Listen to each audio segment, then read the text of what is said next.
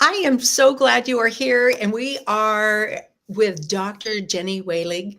Jeni, welcome to the Being Brave Tour. Thank And you. yes, I'm so excited to share your story today.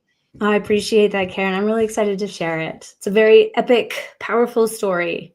Oh, I like that word, epic. And I'm going to read your bio here in a second, but one of the things that I'm really excited about is that we have not had a story about relationships yet. Yeah. Well, when it comes to being brave, I feel like we need to have a story about relationships because, Absolutely. That's like an everyday brave thing. yes, 100%. Yeah, so let me just tell the ladies a little bit about you. So, Dr. Jeni is co founder of Powerful Love Relationships and co creator of the Powerful Love Method, a proven approach to creating deeply connected, next level love, even if one partner isn't on board yet. Yes, that's right. Yeah, with over 20 years of experience, a PhD in couple and family therapy, and an international speaking career, Dr. Jeni doesn't just reach or teach relationship skills. She and her partner, Calvin, educate, embody, and lead a movement that redefines what's possible in love, life, and difference. Oh my goodness, so much to unpack there. And I love how your story that we're going to be sharing today relates to all of that. Oh, yeah. And so I'm just so glad you're here. And you have done all kinds of work with relationships. I mean, there's your specialty. So let's start off. Tell the ladies a little bit about the story we're going to be sharing here today. What was kind of the circumstance? Where were you in this relationship? It's back in the day. In the dreamland where we thought Yes, it yes. was perfect. 28-year-old young person, already a long time relationship fan, not so successful yet. I'd already been divorced at 28. I was already studying relationships, had my master's, was planning to go on for my PhD, knew that this was what I wanted to do, thought I was like really good at relationships. And I met my partner, Calvin. And our relationship was not good. Like, I fell so hard in love with him, and I knew he was my soulmate, and he thought I was nuts, because we were so different. He didn't get me. I couldn't understand why he treated me the way that he did, which wasn't necessarily mean, but he didn't know how to be particularly nice either, in the way that I wanted him to, in like emotional intimacy, in being able to communicate, being available, connecting, all the things that I desired. And I was like, and so we would fight, and I would cry and be upset, and then we would break up, but then we would get back together because something kept pulling us together. But eventually, he was like really clear that he didn't think this was going to work. And so I was like, well, fine. And I had met a woman who wanted to be with me. And so I decided to date her, eventually married her. He found a woman that wanted to be with him. So we married other people, moved to opposite sides of the country. He had kids with that person. And then 7 years later, we, our relationships transitioned. We ended up getting back together. I moved across the country, and I thought our relationship would be better. I finally had my second chance with my soulmate. I had my PhD at that time. I'd done a lot more relationship work, a lot more growing up. Now I was in my mid-30s. Yeah, no, it was worse. It was harder because now there were kids involved. Now there were like other, there's blended family dynamics. There was just like there's other like next, grown-up life. Yeah. Grown-up life happening. So you have this education in Oh God. relationships. Yeah. Yeah. So, I mean, what's going through your head is like, oh, this relationship thing should be okay. I got this handled.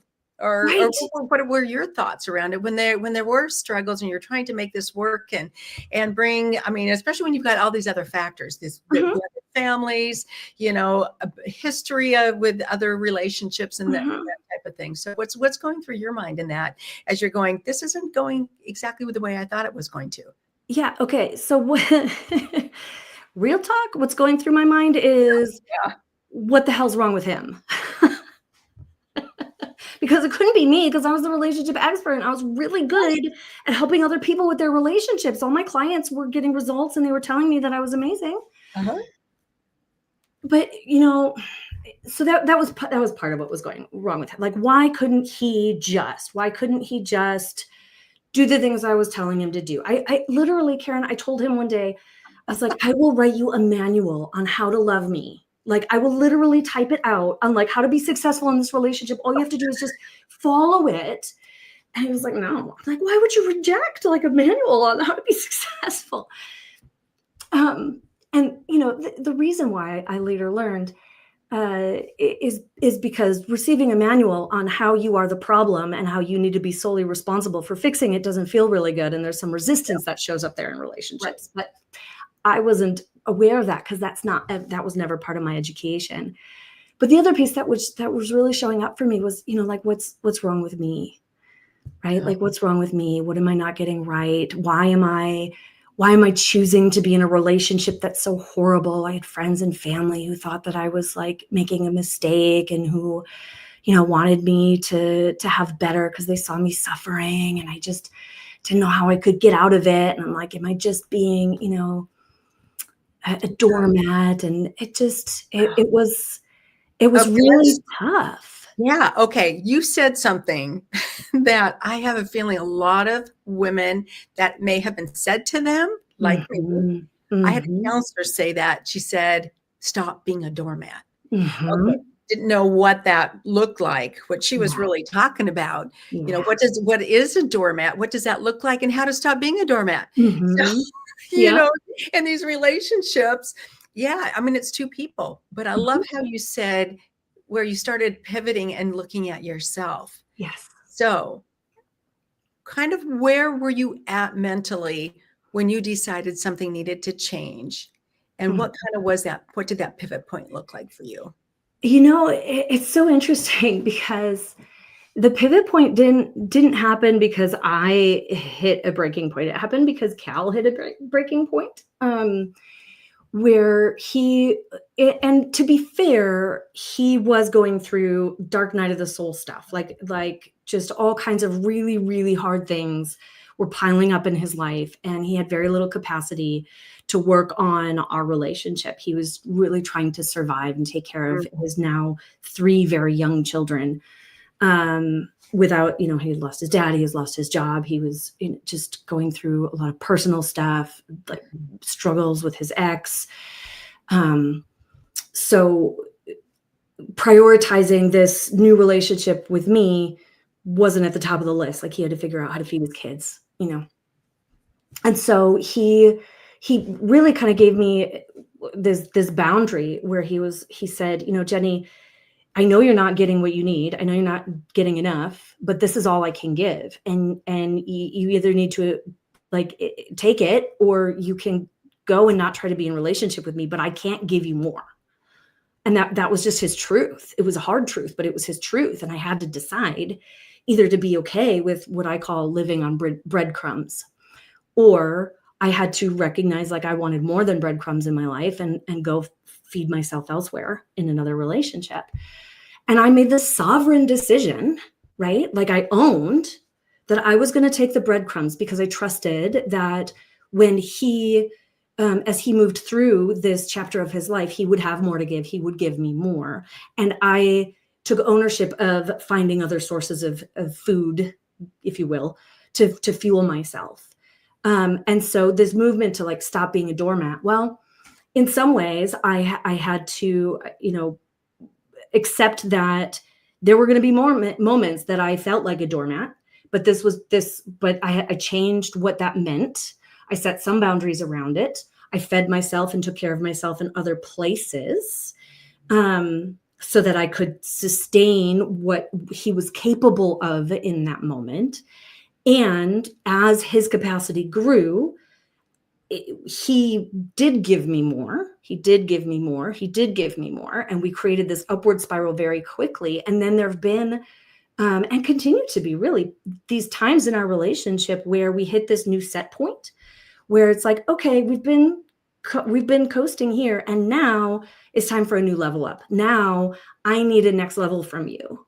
And I call him in to doing and being more for me. So it's like, in some ways I tolerated being a bit of a doormat for a while, but I chose it because I knew he didn't want to be.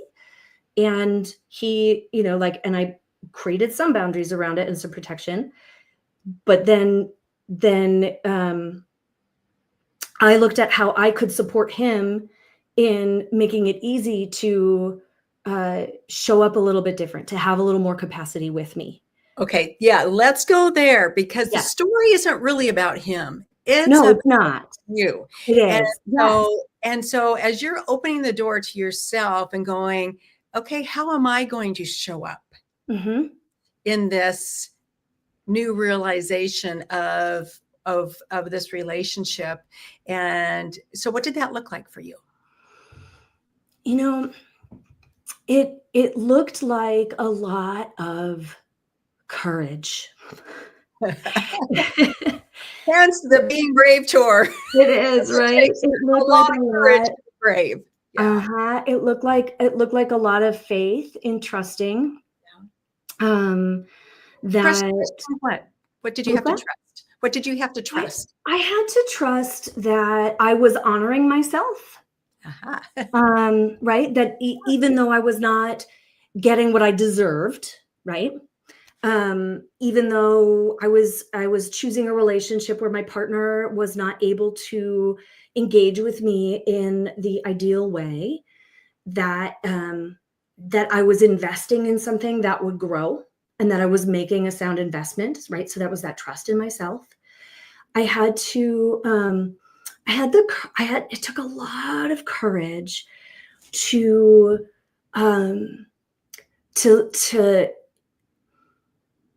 feel all the activation in my nervous system that shows up. This is what it happens all the time in our relationships, right? Where we want to protect ourselves. We want to defend ourselves.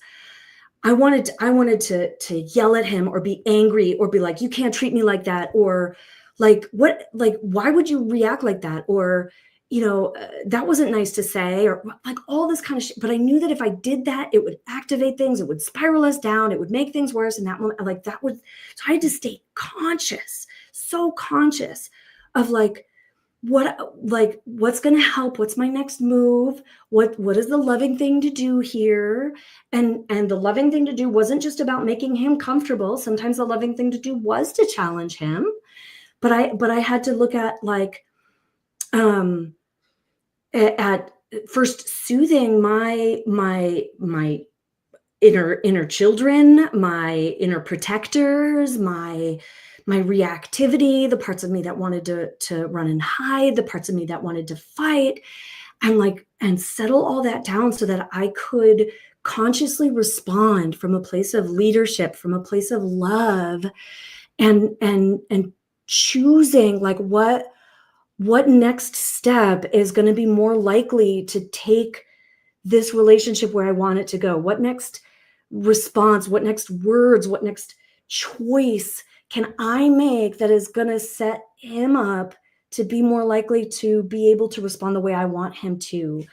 And that was a hard thing to do energetically, but took really a lot of courage, because it didn't happen right away. It wasn't like an instant thing. I had to trust that if I kept doing that it would take me somewhere. And I had nobody talked about it. I had no roadmap. This was totally new territory for me. I was playing with a brand new idea on faith. Yeah. You said so many key things right there. We're just going to box that up and give it to the girls as a little gift with a little bow on top, because thank you for acknowledging that it took courage.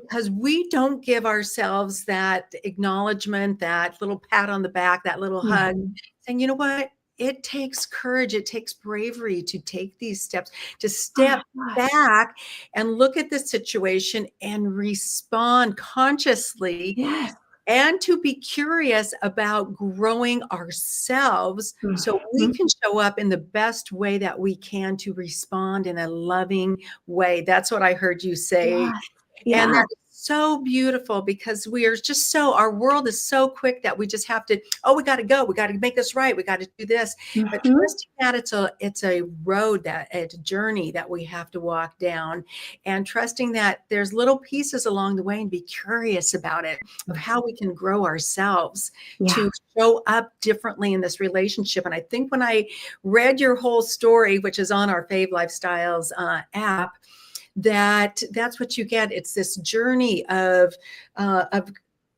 being in the challenges and feeling those feelings. Talked about some fear, some resistance, all these different things that we feel as women, and being present with it. Yeah. Oh, that is so beautiful. Yeah. So what were some of the challenges, and what were the lessons that you learned through this? So I think one of the biggest challenges for me was differentiating when it was the loving thing to do to speak up and use my voice, and when it was the loving thing to do to not. Right. So I mean, I'm a fighter in my relationship dance. But I also want to acknowledge that a lot of women we're socialized to not speak up. And it can be very difficult, especially in relationships with men, to speak our truth about how we're being impacted by how he is acting, or she or they, right? Because they could get angry, defensive. They can shut down and withdraw, or they can fall apart in shame. And then in any of those situations, none of our needs are getting met, right? We just have more emotional labor to do.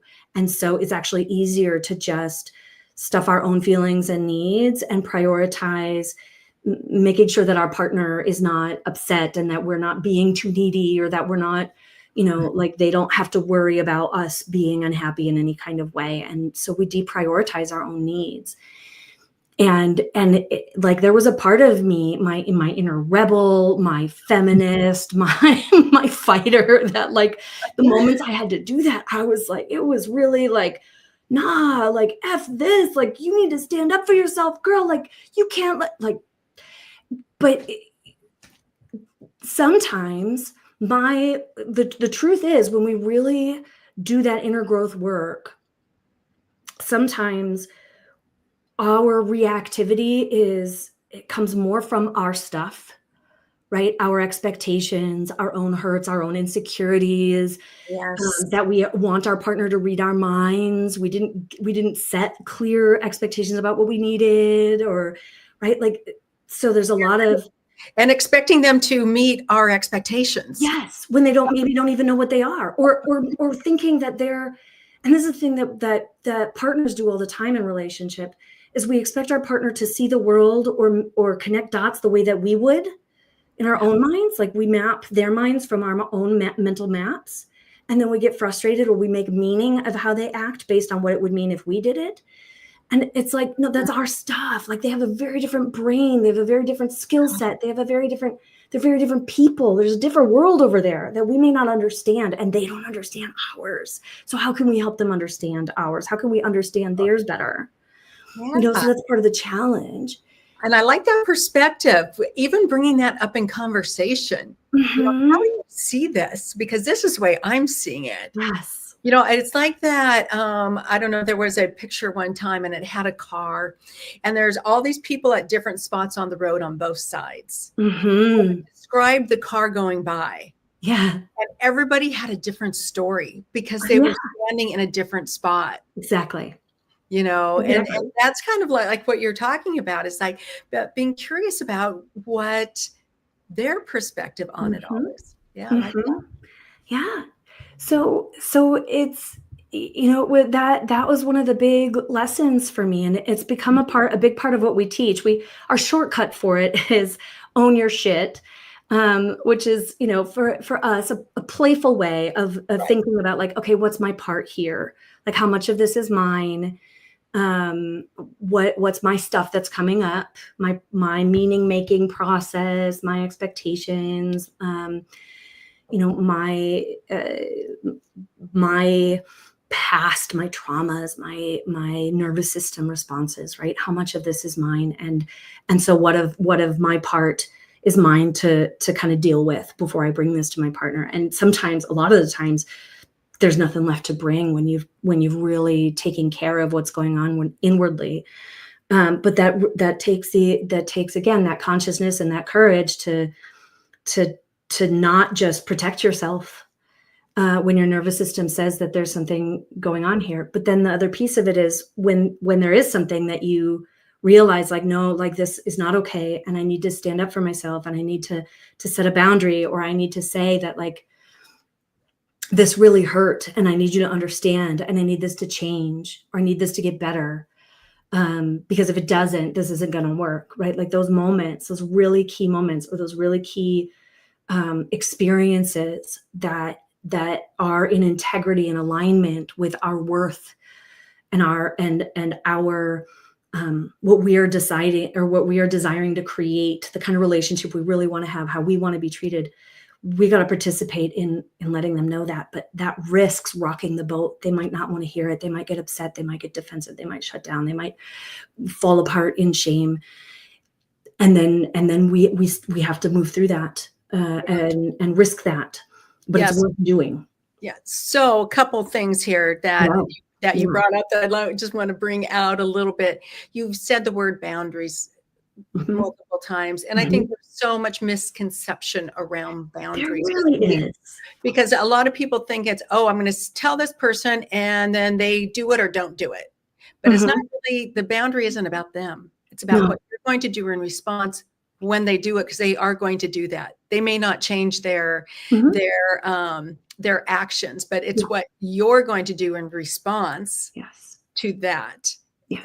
Is that how you see boundaries as well, or what do you have to say about boundaries? Absolutely. A couple of things about boundaries. I'll say boundaries are, first of all, a gift of love, because they tell people how to love you, how to be successful in relationship with you. Yes. Right? Wow. Yes.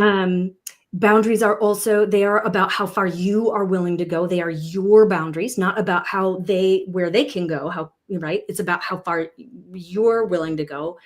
And then I really like what my mentor says. She says that if you are the boundary, then you don't need to hold the boundary, which is to say that, like, no one really crosses a boundary unless you let them. Right? And I think one of the other things you kind of mentioned too is you first have to know where you're at, what your truth is, and or your value or your standard, to be able to say and to be able to express, hey, this is what I need, or this for me, not for you to give to me, but for me. Right. Yeah. So the idea of, like, you can't talk to me like that, if we call that a boundary, that's about what another person does, right? Well, then as you're saying, Karen, like, what are you going to do if they do talk to you like that? Right. The boundary is really like, if you talk to me like that, I am not going to engage in the conversation. Or if you talk to me like that, because we can't control what someone else does or doesn't do. No, if you talk to me like that, I am not going to stay in a relationship with you. Right? Like, so we can't, if we're telling you can't talk to me like that, now we're not setting a boundary, we're setting a rule. Yeah, right. We're making a rule for how someone can or cannot behave, and then they do or don't follow the rule. That's a power position. We're saying, my rule for you is this. Right. And they don't have a say in it. No, but boundaries are like the rules we have for ourselves. I will not tolerate being in a relationship where I am cheated on. So if you cheat on me, I will leave our relationship. That's my boundary. So someone cheating on you doesn't cross your boundary. You staying in a relationship after they've cheated on you is the boundary being crossed, right? It's like you allowing that. Right. So a lot of these seem very black and white. They're big issues or whatever, but relationships it's that day to day. And maybe it's just a comment or that little sleight of hand. And maybe they really don't, like you said, sometimes it has everything to do with the way they're feeling or whatever, but you're still interacting with that person. How do you set a boundary around something like that? Maybe the comment made you feel small. Yep. Or insignificant. I love that you're bringing that up, Karen, because the truth is most relationships don't die because of these big events, like an affair, like abuse or something. They die because of hundreds and thousands of these little micro moments, right? Like death by 1,000 paper cuts, that never get really addressed or healed. And the most extraordinary relationships are built in those micro moments.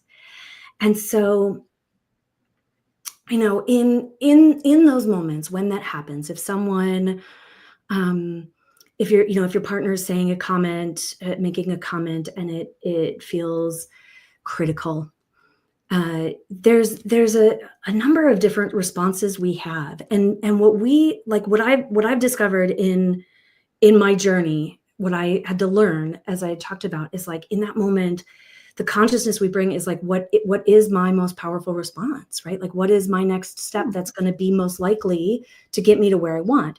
Is it bringing it up in this moment and saying like, hey, that didn't feel good?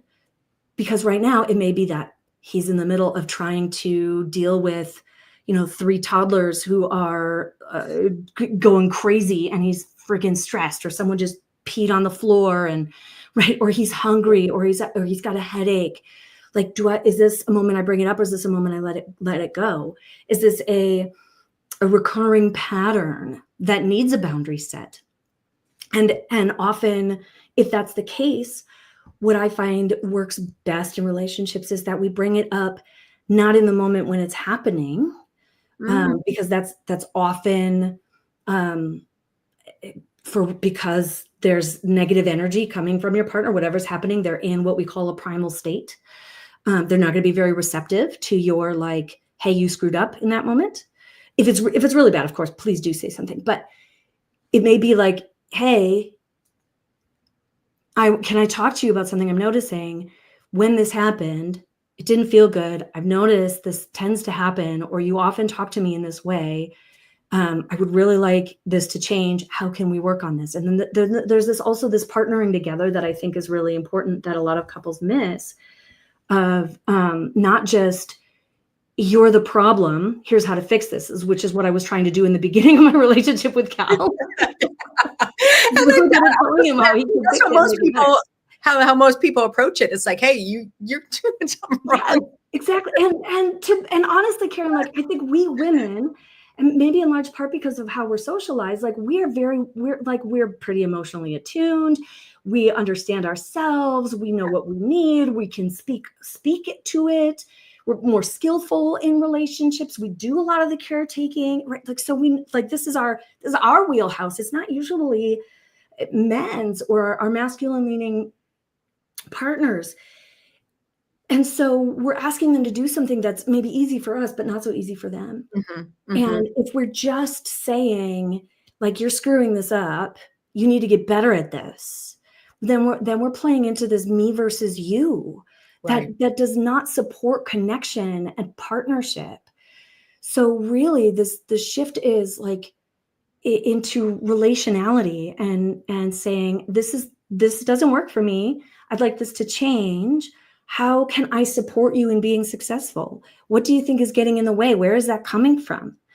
What can, I like that. Like, how can we understand this? What is there a way that when you do this, if you don't realize, is there a way I can remind you to help you like shift into that? But you can make a plan for how you want to address problems in the relationship when you are both calm, when you're working together, when you're approaching it like, hey, I know that you love me and you would never do this on purpose, but this is a thing that's happening and it doesn't feel good. So can we work together to find a way to like shift this dynamic?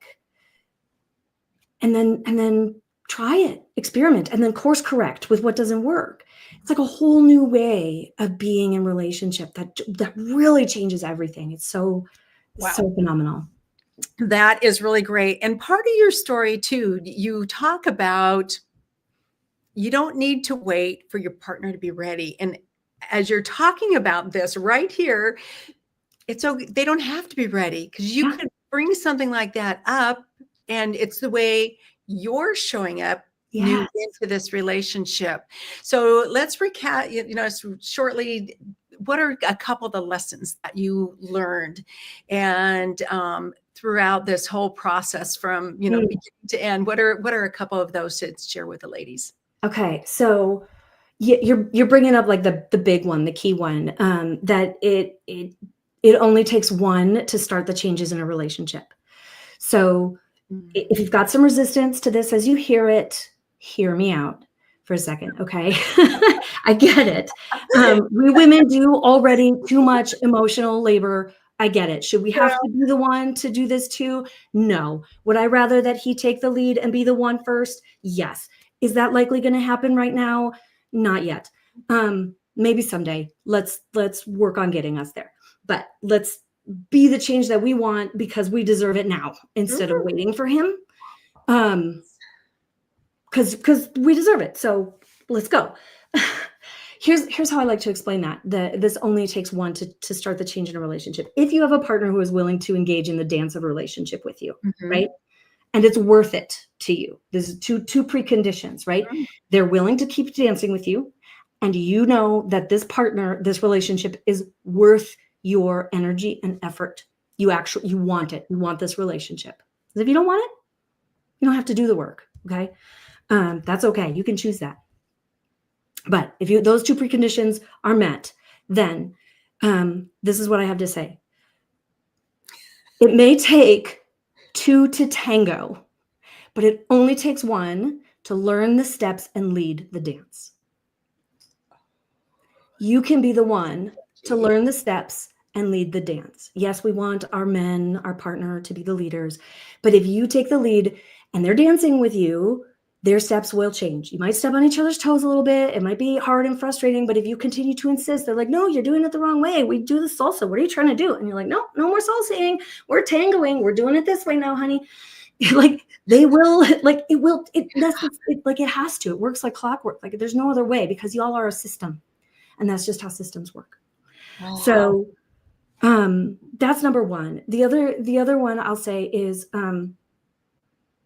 this is a decision to choose to be the leader of your own life, of your own relationship.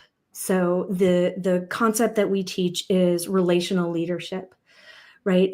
And relational leadership isn't about like I do me, you do you. It's relational leadership from the perspective of ecological wisdom, which recognizes that we are connected and what's good for you is good for me. And if I want you to change, it's in my best interest to support your success and not just demand that you do it, right?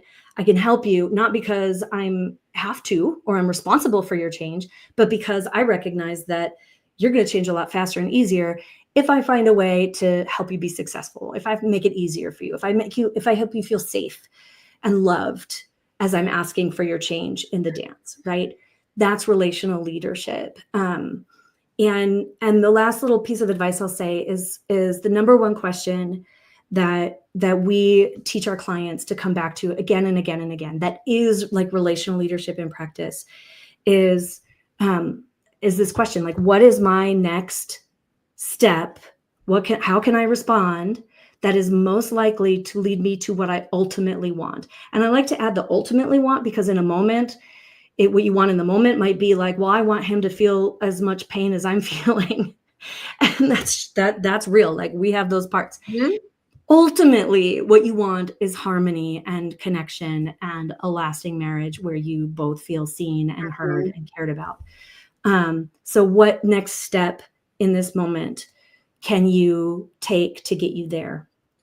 And if you can't identify that right then, it is probably because you are still too activated in your nervous system, in which case your next step for the benefit of your relationship and what you ultimately want is to do what you can to bring your nervous system back into regulation, to reconnect to love, to reconnect to remembering why you're in this, what's important to you, who this person is to you, why your relationship matters enough to do this work, that they're not your enemy, that they are your partner that you have chosen for really good reasons. Yeah. So are those the lessons that you have also personally learned? Oh, yeah. Yeah. There's probably a story around each one of those too. Yeah. Yeah. So, Those are like what I had to learn and practice to really turn things around with Cal. And this really is, Karen, a way of being, right? Like we call our big, our program, our flagship program, we named Be the One, because that's really what it's about, is like who we're being in relationship and being the one that our relationship needs, that we need for ourselves. Not just the one that our partner needs, but the one that our future needs, the one that love needs.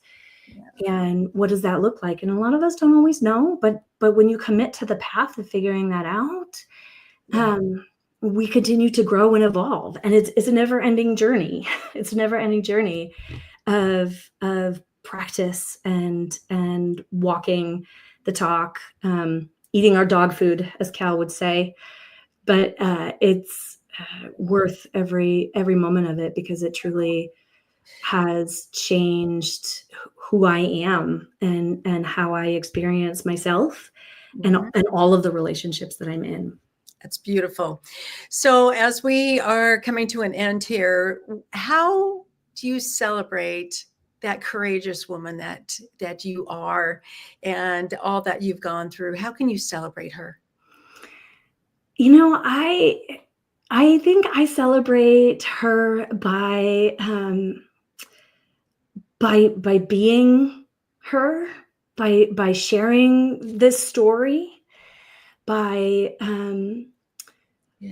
by supporting other women in learning how to experience their relationships differently and embody their own power and consciousness, so that they can have something better than most women have in their marriages. I celebrate her by continuing to grow her and give her more of what she wants, and honoring that I get to keep asking for more of what I want in my relationship. Yeah, absolutely. Because you are worth it. Yeah.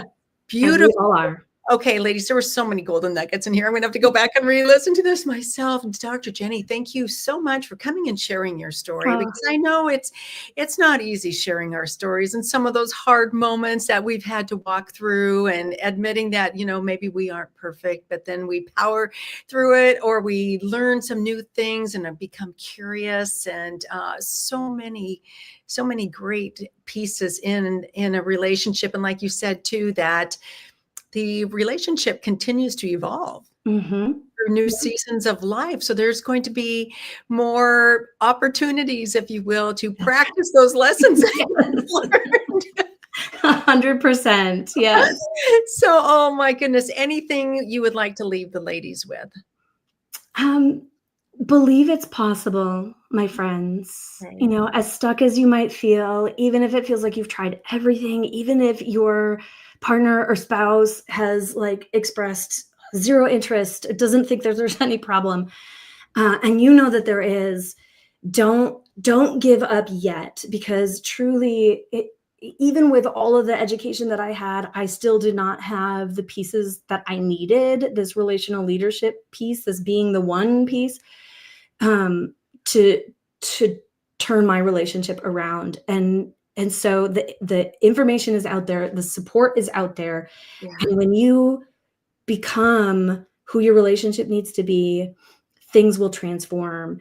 And truthfully, even if your relationship doesn't work out, which is never our ideal, there will be gifts in the journey of your becoming, because you took that journey and grew yourself and learned how to be in your power and your sovereignty and your consciousness and your love, rather than just your reactivity and your self-protection. And because of that, you are going to attract such a new level of success and love and relationship in so many other areas of your life. So whether it's with your current person or whatever the universe, God, source has next for you, you deserve it. It's worth it. Go on the journey. Yes. Gifts in your becoming. I love that. And ladies, here's a little thing I want to leave you with is you don't have to do it alone. There's Oh, people like Dr. Jeni that can help you walk through this with all mhm. these little golden nuggets and to create that curiosity of what can become, what there is possible out there for you. One of my sons, as I was walking through a relationship challenge, one day he walked up to me and he said, "Mom," he held his hands up to me, and he goes, "Mom, I have a gift for you." And I said, "There's nothing in there. What is it?" He goes, it's the gift of possibility and opportunity. So you can see all the possibilities there are in life.